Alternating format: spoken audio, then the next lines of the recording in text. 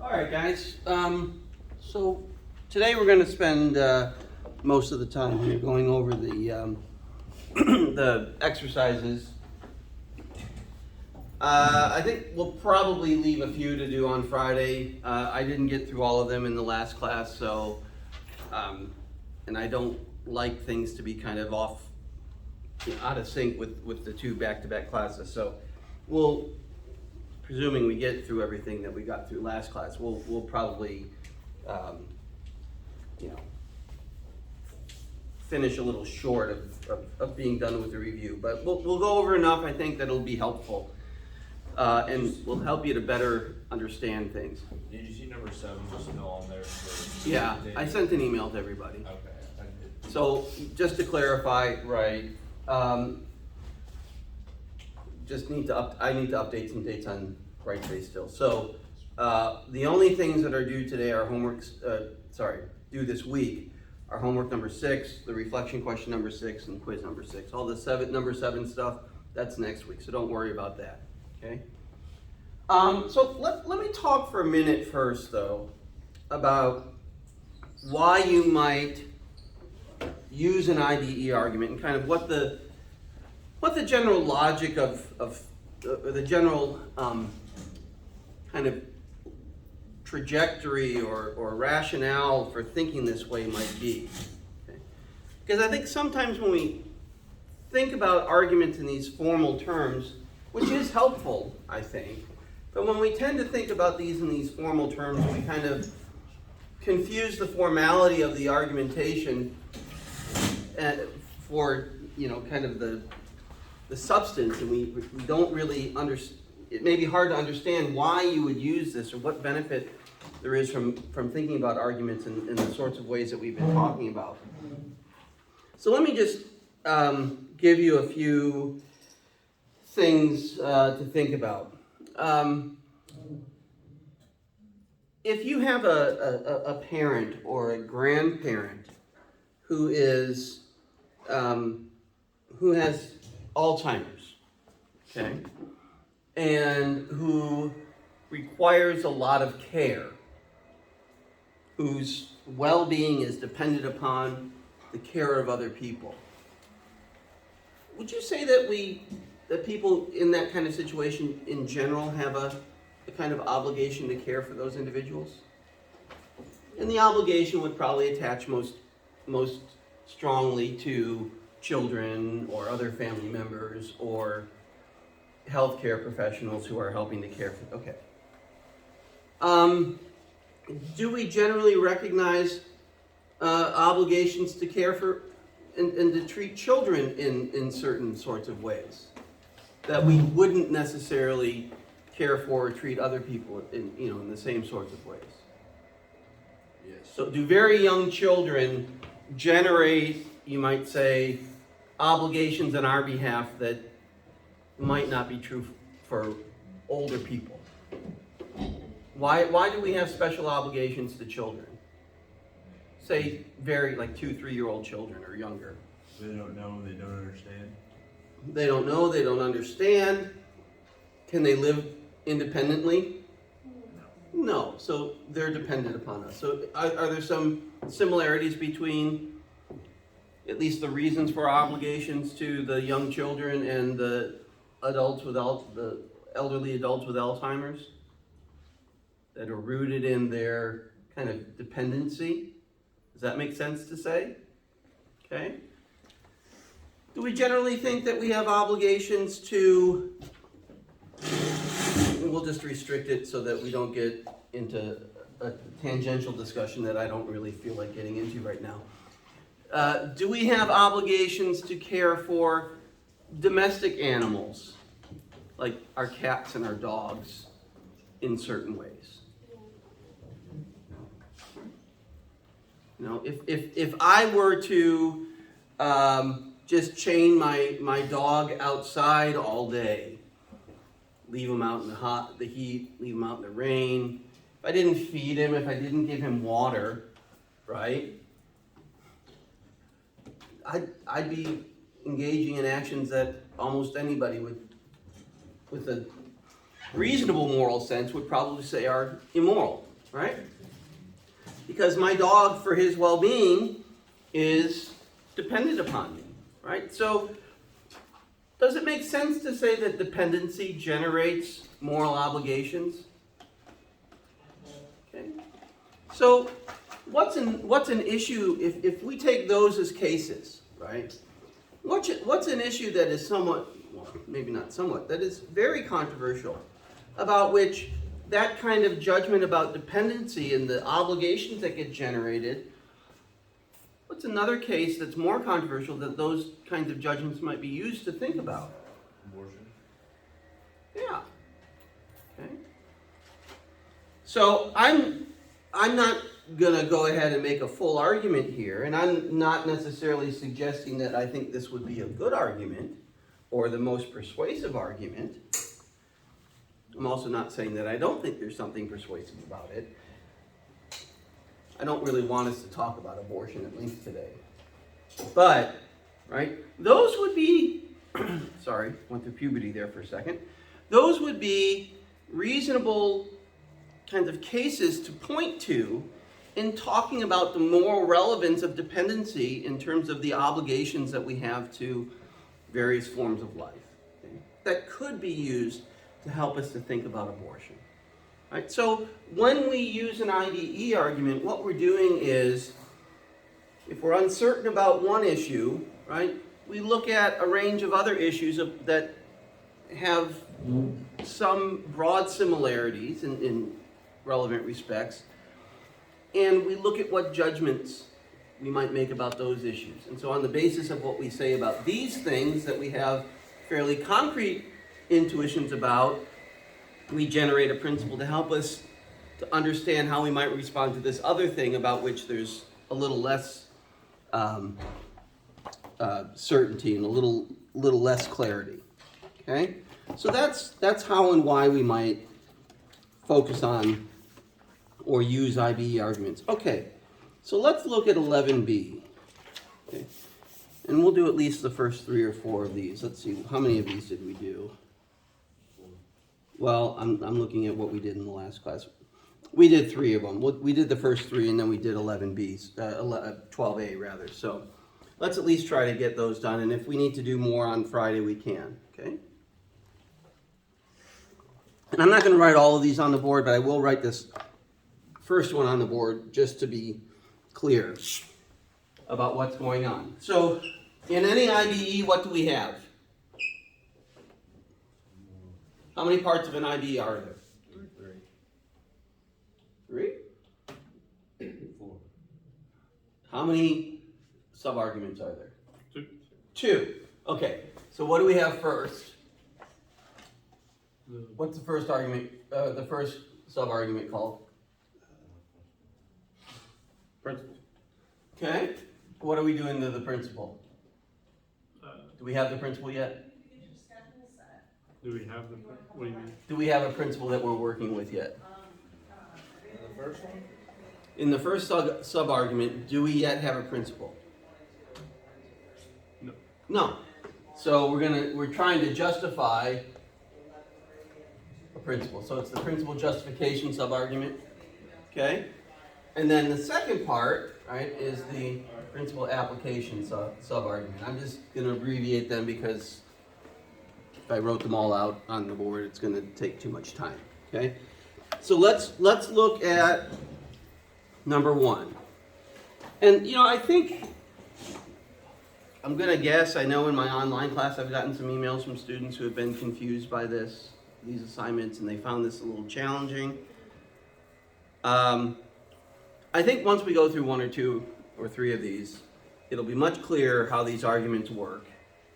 In fact, next time I teach this class, I'll probably have folks do 11B before they do 11A, because I think 11A without doing 11A prior to 11B is more confusing than anything else. So I think 11B really kind of helps you to see how these arguments work. Okay? So let's look at number 1. There are rare cases in which taking someone else's property without their permission can be morally justified by appealing to some other weightier value. For example, when Jean Valjean steals a loaf of bread to feed his starving nieces and nephews in Les Miserables, he takes someone's property with good moral justification. We think he did the right thing in that case because it was the only way to save those children's lives. In almost every other case, though, it is wrong to take someone else's property without their permission. It is wrong to steal a phone from a store. And it is wrong to pick someone's tomatoes from their garden without asking first. It is wrong to take a bike from someone's yard and wrong to steal beer from the back of a delivery truck. These examples suggest that stealing is rarely morally permissible, and then only when the stakes are very high. I would frame this thought as a general principle with a built-in exception. Taking someone else's property without their permission is wrong unless it's necessary to avoid disaster. Although intellectual property is a special kind of property with a complicated relationship to the people who own it, it is undoubtedly a form of property. When people illegally download movies and music from the internet, they are taking another person's property without their permission. And downloaders are not downloading movies and music in order to prevent disaster.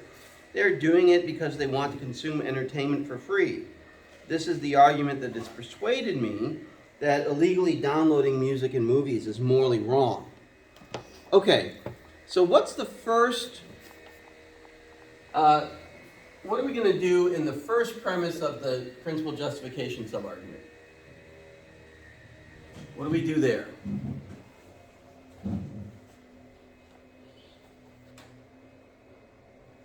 Is that where we start talking about the Les Miserables? Yeah, it's still a loaf of bread. Les Miserables, and what else? Downloading book. Yeah, what do we call these?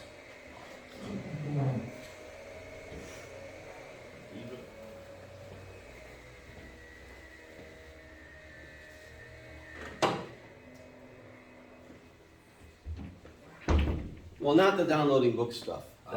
That's later. That's okay. That's what's at issue here. Okay, but we have cases, right? So these are the paradigm cases. Okay. So how many paradigm cases do we have? We have Jean Valjean, who does what? What are these paradigm cases about? Being ready and permissible.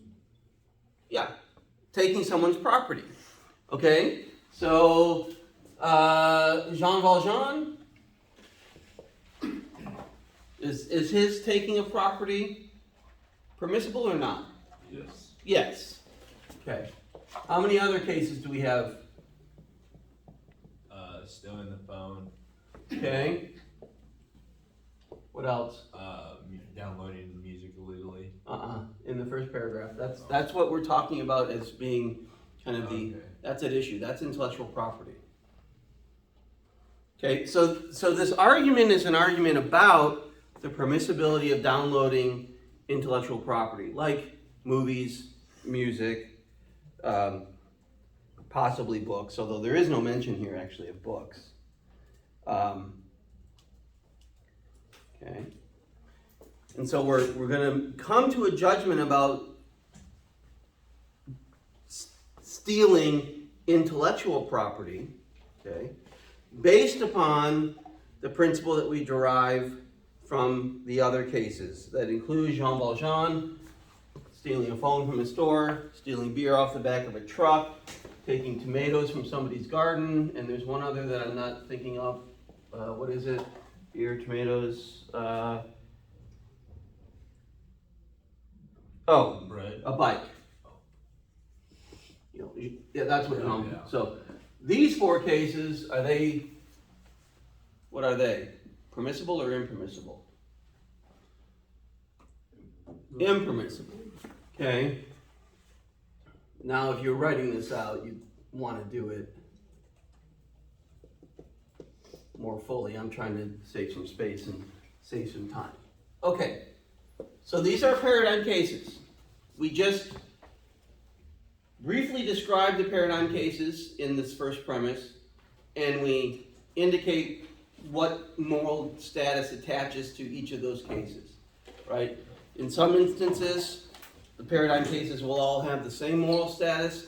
In others, there might be a differing moral status for one or more of the cases. Here we have that. And actually, I think it's kind of helpful when that happens where it's relevant, because that helps you to specify your principle a little more clearly and a little more precisely.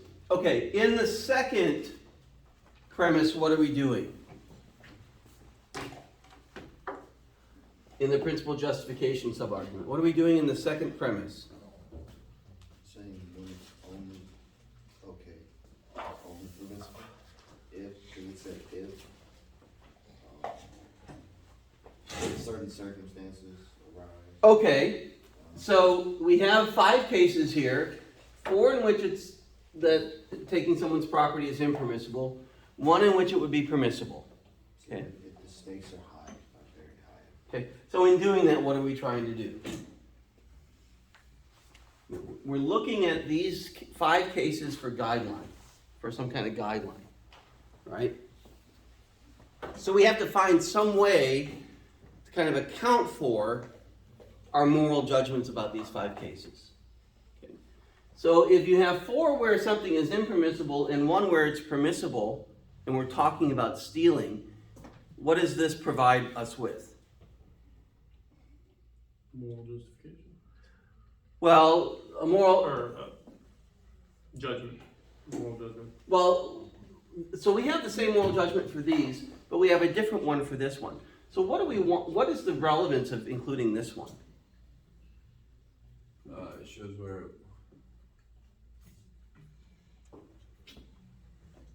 these would be reasoning for stealing it. Would that be like? So that there are some cases in which taking Yeah. someone's property can be permissible, Yeah. right? So would we say, generally speaking, given the 5 cases that we have, that it's wrong to take somebody's property? Yes.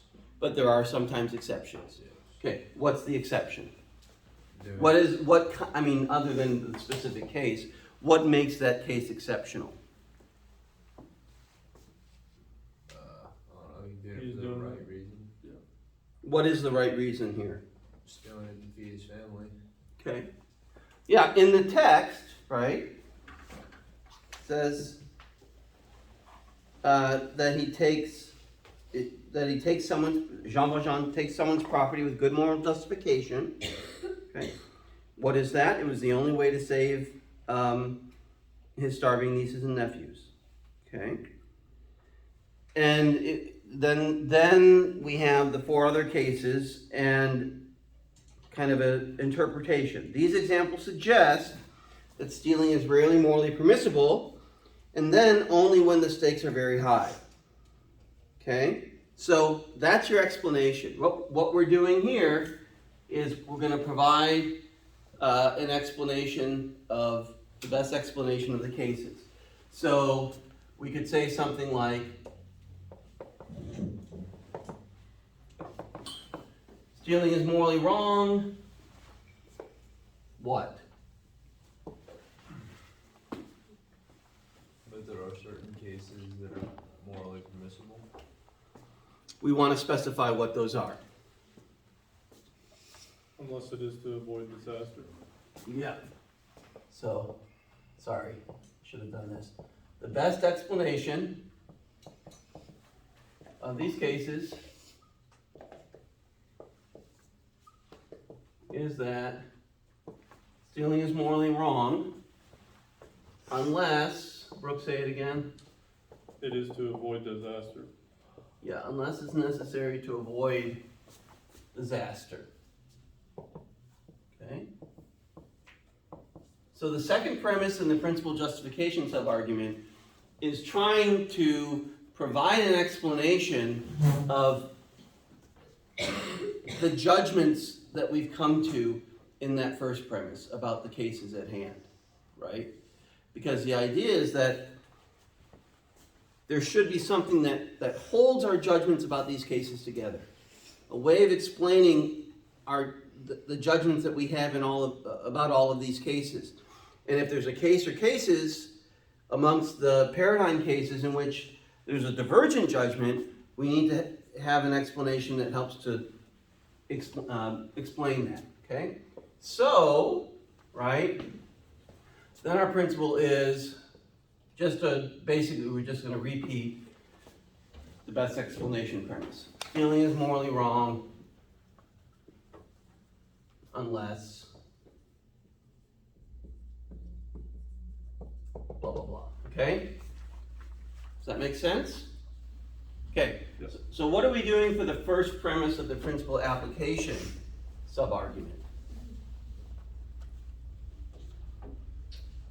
What, When people like they illegally download movies or music. well, that's gonna be part of it, right? But remember, in the principal application sub-argument,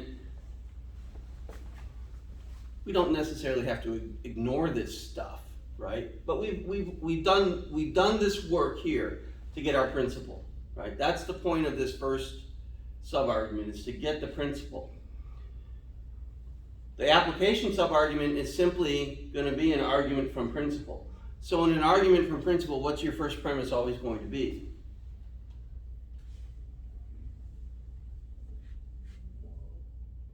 A moral principle. So what's the moral principle that we're working with here? Stealing is rarely more. It's this one. Yeah. Right? So this might seem kind of silly, but you're gonna have this kind of the same thing almost exactly repeated 3 times, right? You're gonna have the best explanation of the cases from which you derive your principle, which then becomes the principle that starts off the application sub-argument. So the principle is that stealing is morally wrong, right? Unless blah, blah, blah, blah, blah. Okay? And so then the second premise of the application sub-argument, as in an argument from principle, specifies the case that's at issue. Okay? So, what are we talking about? The case, What is the case? immoral. What's the case in this argument that we're trying to address? We're trying to figure out, or the author is making an argument about. Taking someone else's property. Okay, what kind of property specifically in this argument? So, right, in the argument, right, in that first paragraph, whoever wrote this, it was probably, I don't think this is an argument that anybody's made other than for the book. It's probably one of the authors of the book here, right? But in this first argument, they're saying there's this range of cases about which we have kind of common moral judgments, right? And then in that second paragraph, now that it's not always going to be divided up as neatly as it is here, but in the second paragraph, we have something about which there might be some questions, right? People download music all the time. People, we saw this when we read the Forsyth stuff. People download video games and videos and ebooks and stuff like that, okay? Those are all forms of intellectual property. So what this argument is concerned with is whether downloading intellectual property without paying for it is morally permissible. So that's going to be your case, right? Illegally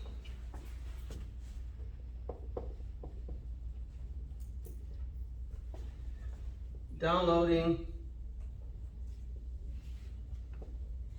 music and movies, okay? Okay, what kind of action is that? Are we taking someone's property when we do that? Yeah. Okay?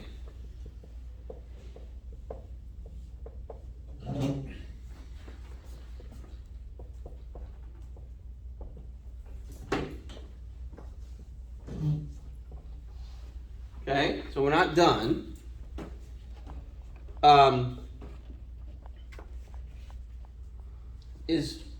Are these actions that are necessary to avoid some kind of disaster? No. Like preventing somebody from starving or whatever? No. Might there ever be a case where illegally downloading something would be necessary to avoid some kind of disaster? Could we ever come up with some instance where that might be the case? Yeah, if we I don't mean, want that's to. why people do it in the first place. To avoid a disaster? No, like, if you don't have enough money to buy it in the first place, that's when you go to. Right, but that's not necessary to avoid disaster. I'd say the only context that would make sense in is like, North Koreans illegally downloading something or something like that, but that'd be the only. Or downloading something from North Korea to Yeah. prevent an attack or something. Yeah. I don't know. See, I don't know. I think that. What are you gonna argue with here, Garrett? Do you want me That to? you argue need with- to- Do you really I'm- want me to go full mode on this thing? No, because we have other things we need to Exactly. do today. I'm But, just- if you download Happy Gilmore, is that necessary to avoid some kind of disaster? No. Right, Okay. No, okay. I agree with that. Yeah. But there are movies and certain things of that nature that certain individuals, let's say in Washington D.C., don't want people to see, so they're going to take them off of said scenario, and you're going to have to go and illegally download them in order to get the truth. Okay, so if you could make a compelling argument, right, that it was necessary to download something illegally in order to avoid some disaster, Mm-hmm. would that be morally permissible by this argument? Yes. Yes, but we're talking about, the latest, Beyonce album and Happy See, I would Gilmore agree with that. or something like that. Those are not things that are necessary. Downloading those are not things that are necessary to avoid disasters. So, what's our conclusion here? Legally downloading music and movies is morally wrong. Yeah. Okay.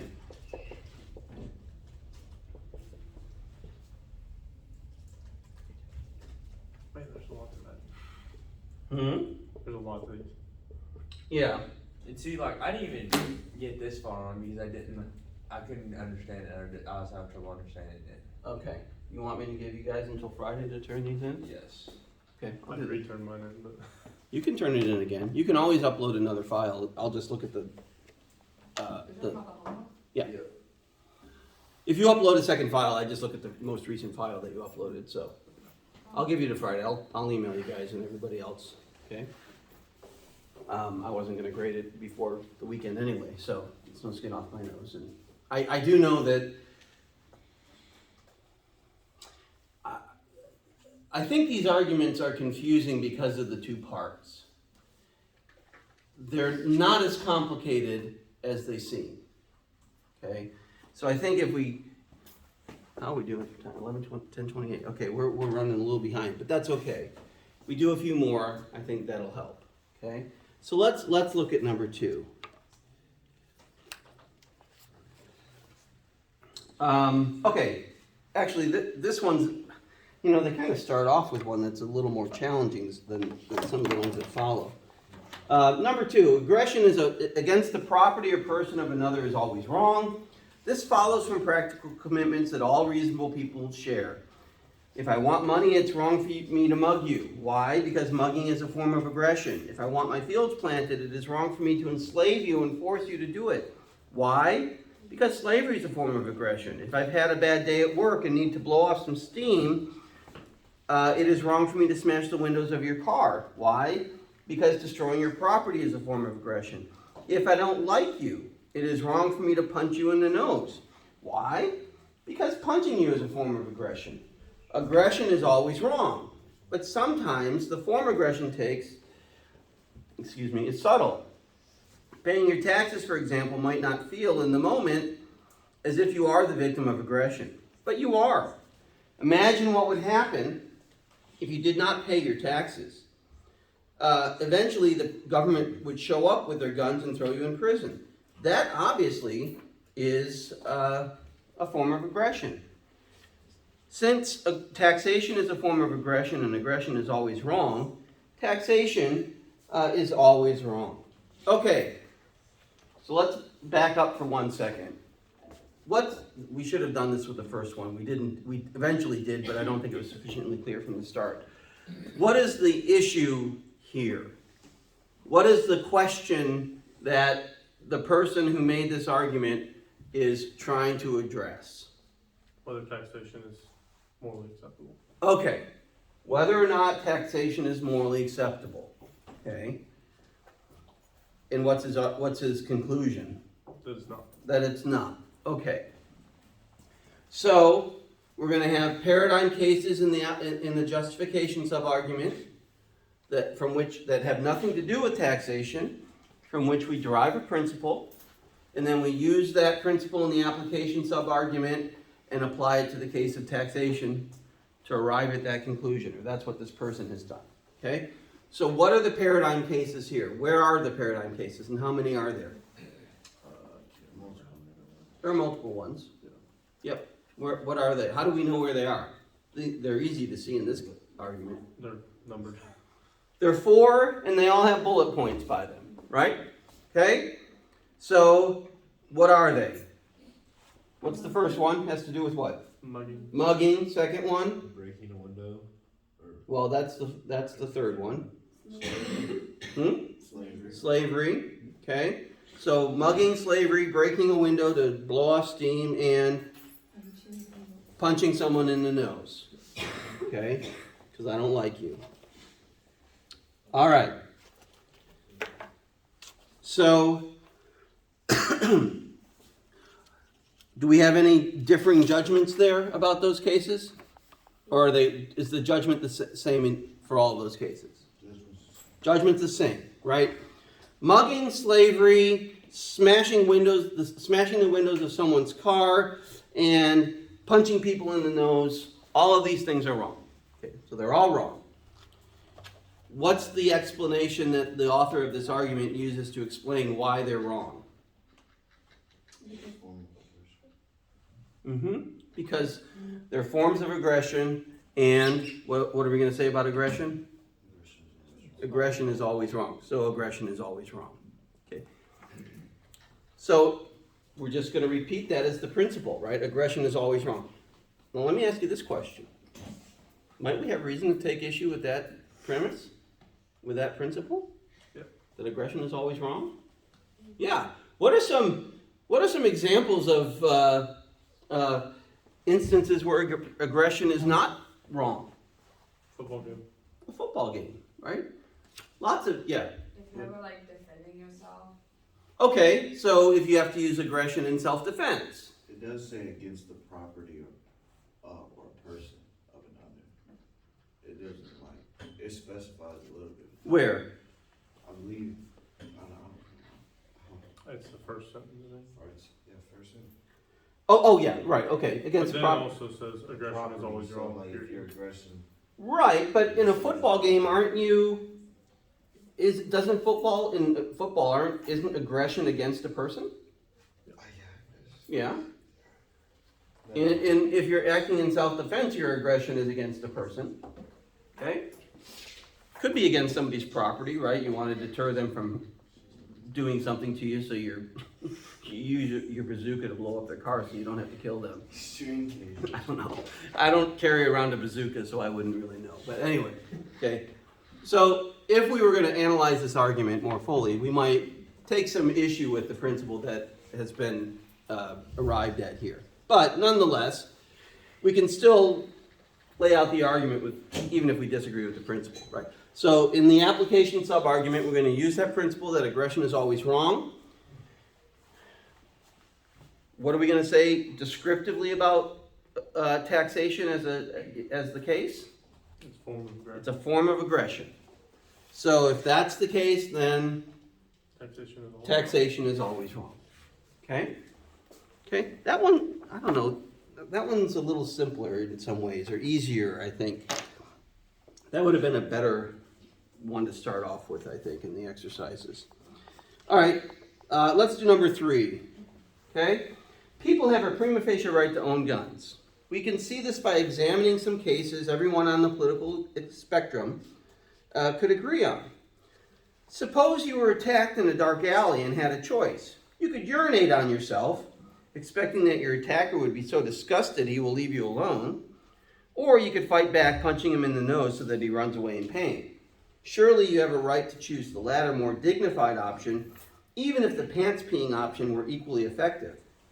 Or suppose you are fleeing an attacker, fumbling to find the can of pepper spray you keep in your backpack. Just as you grab your pepper spray, you notice an open sewer grate. You could squirm inside and cower neck deep in a pool of human waste.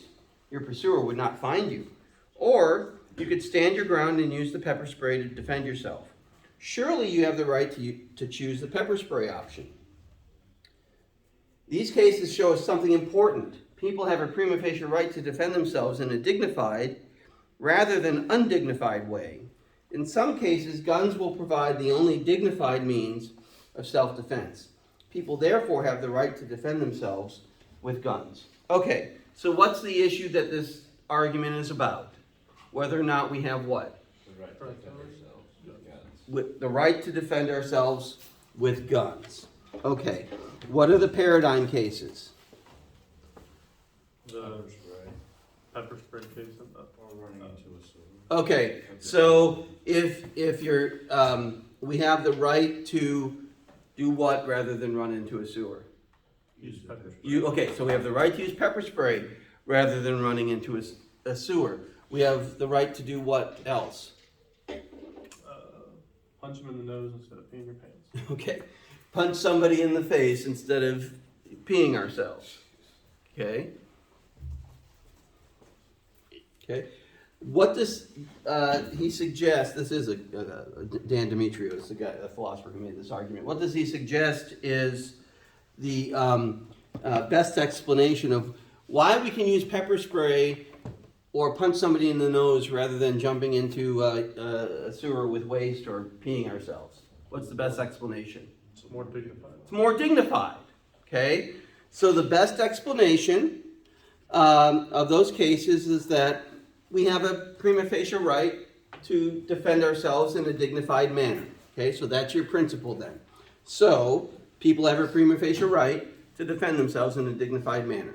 Okay, so your first principle is going to be that people have a prima facie right to defend themselves in a dignified manner. Okay. Second premise is going to say what then? That it's going to be about what? What's the second premise in the application sub-argument going to be about? Like Guns. So what are guns? They're the same thing as, already. As using pepper spray and Yeah. punching somebody in the face. So they're a means of self-defense. What kind of self-defense? And dignified. So. Right. So they're a means of dignified self-defense.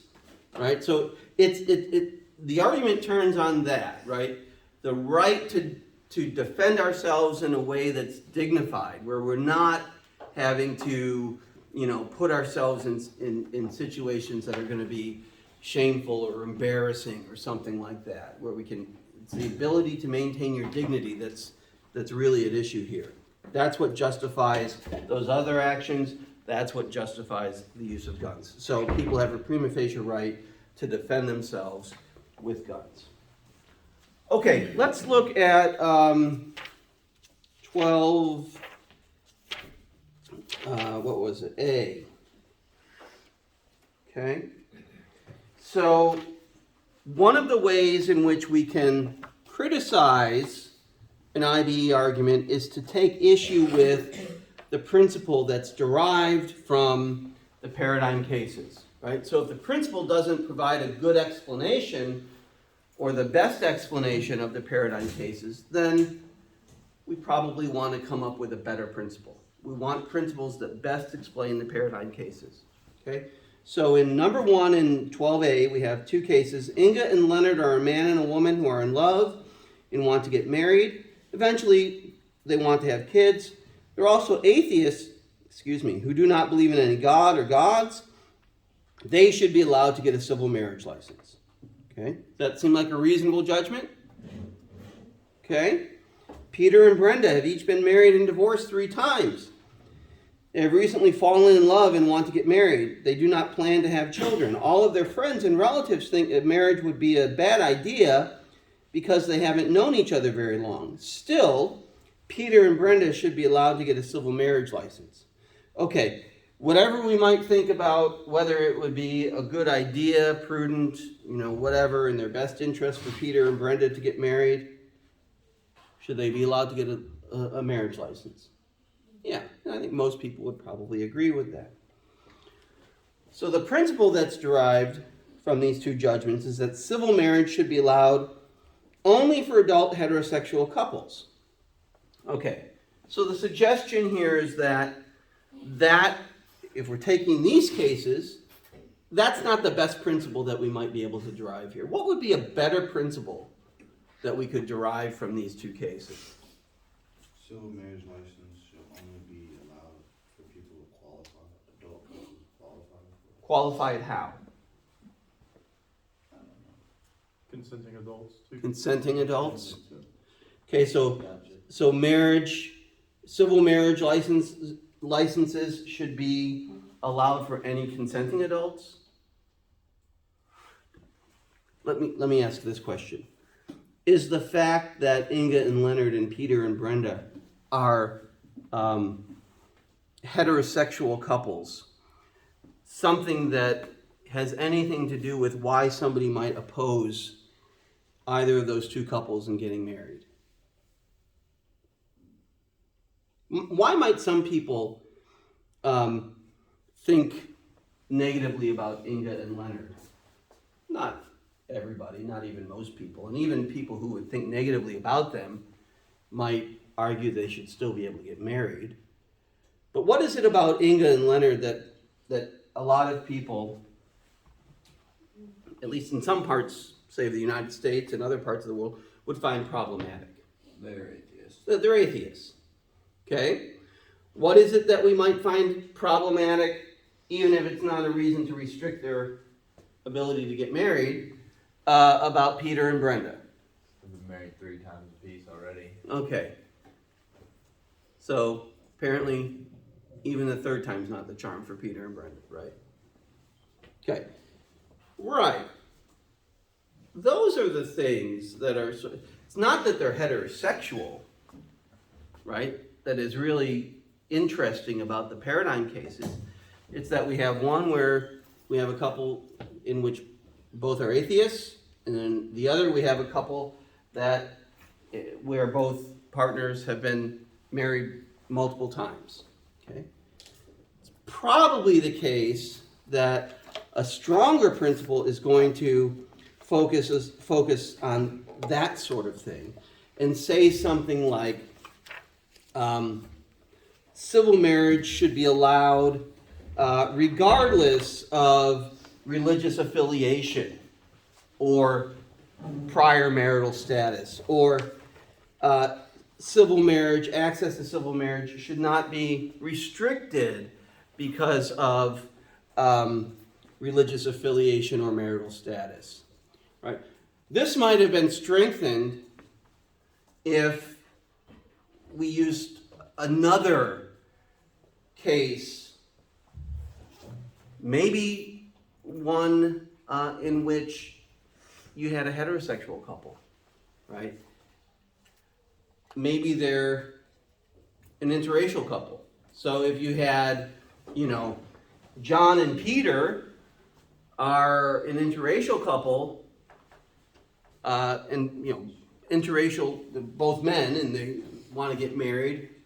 If the kind of general judgment there is that they should be allowed to get married, which I think most people today would agree with, then it becomes clear that it's not heterosexual or homosexual status that is kind of being focused on, but other kinds of extraneous reasons for prohibiting somebody from getting married.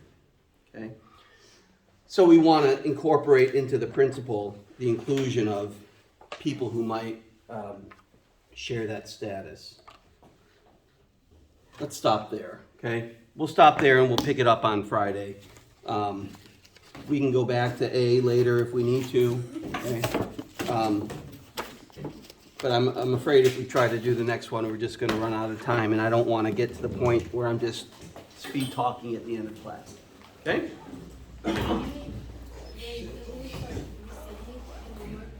You may resubmit your homework